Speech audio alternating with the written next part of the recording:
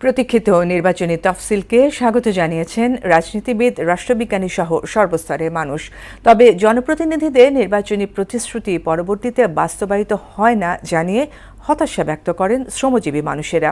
আর এই হতাশার জায়গায় কাজ না করতে পারলে শেষ পর্যন্ত জনপ্রতিনিধিরাই ক্ষতিগ্রস্ত হয় বলে মনে করছেন রাজনীতিবিদরা। এমন অবস্থায় সুষ্ঠু গণতন্ত্রের স্বার্থে নির্বাচনী প্রতিশ্রুতি পালনের তাগিদ দিলেন রাষ্ট্রবিজ্ঞানীরা। আরও জানাচ্ছেন উষা ফেরদৌস। আমার সোনার বাংলায় বৈষম্যের ঠাঁই নাই, এই স্লোগান নিয়েই গত বছরের জুলাই শুরু হয়েছিল কোটা সংস্কার আন্দোলন। ঘটনা পরস্পরায় যা গড়ায় সরকার পতনের আন্দোলনে। আর আওয়ামী লীগ সরকার পতনের পর আবারও শুরু হয় নতুন দেশের স্বপ্ন দেখা। আগামী 12 ফেব্রুয়ারি জাতীয় সংসদ নির্বাচনের সঙ্গে গণভোটও অনুষ্ঠিত হবে। সিসির তফসিল ঘোষণার মধ্য দিয়ে জাতি আনুষ্ঠানিকভাবে নির্বাচনী যাত্রা শুরু করলো।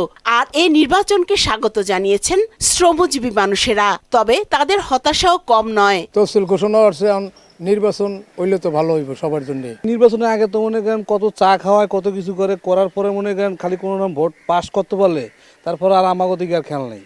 তখন মনে করেন একটা চুরির দান্দা। একটি অবাধ, সুষ্ঠু ও গ্রহণযোগ্য নির্বাচনের মাধ্যমে জনগণের প্রতিনিধিদের কাছে ক্ষমতা হস্তান্তরই হবে অন্তর্বর্তী সরকার ও নির্বাচন কমিশনের সবচেয়ে বড় দায়িত্ব ও চ্যালেঞ্জ। উৎসাহ উদ্দীপনার মধ্যে দিয়ে অ্যাটলিস্ট মাস পিপল তাদের ভোট দিতে পারবে, এরকম একটা আশা তৈরি হয়েছে। রাজনৈতিক সংস্কৃতিতে আসলে নির্বাচনটাকে জাস্ট একটা মানে ওই যে মানে নৌকা পার হওয়া বা বৈতরণী পার হওয়ার একটা উপায় হিসাবে দেখা। কিন্তু 5 বছর ধরে যে গণতান্ত্রিক যে কালচারগুলো লালন, যে আপনাকে জনপ্রতিনিধি হিসাবে জনগণের প্রত্যেকটা জিনিস গুরুত্বের সাথে দেখা হবে, সেই জিনিসগুলো তো হয় না। আলটিমেটলি আমরা পরবর্তীতে নির্বাচনের পরে পাওয়ার পলিটিক্সে চলে যাই।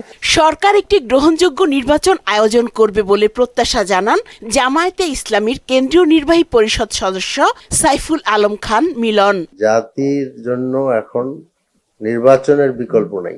যাদের হাতে অনেক অস্ত্র আছে, যারা পাড়া মহল্লায় নানান রকমের মস্তানি করে, এদের কোনো পার্টি পরিচয় নাই, বরঞ্চ এক বাক্যে আমরা বলতে পারি যে এরা সমাজের শত্রু, দেশের শত্রু। কাজে সুষ্ঠু নির্বাচনের স্বার্থে এরা আমরা আশা করি যে সরকার এদেরকে আর কাস্টডিতে নেবে। কথার ফুলঝুরিতে ভুলিয়ে ভোটারদের প্রত্যাশা পূরণে ব্যর্থ হলে নির্বাচিত জনপ্রতিনিধিকেই সমস্যায় পড়তে হবে বলেও মনে করেন এই জামায়াত নেতা। রাজনৈতিক দলের উপর কোনো আস্থা নাই, যারা ফি নির্বাচনের সময় আমাদেরকে আশ্বাস দেয়, নির্বাচনের পরে আমাদের কথা ভুলে যায়। এটা তো আসলে অ্যাজ ইউজুয়াল আমাদের দেশের চিত্র। এখন পলিটিক্যাল পার্টির দায়িত্ব যে চিত্রটা পরিবর্তন করা। উষা ফেরদৌস, মোহনা সংবাদ, ঢাকা।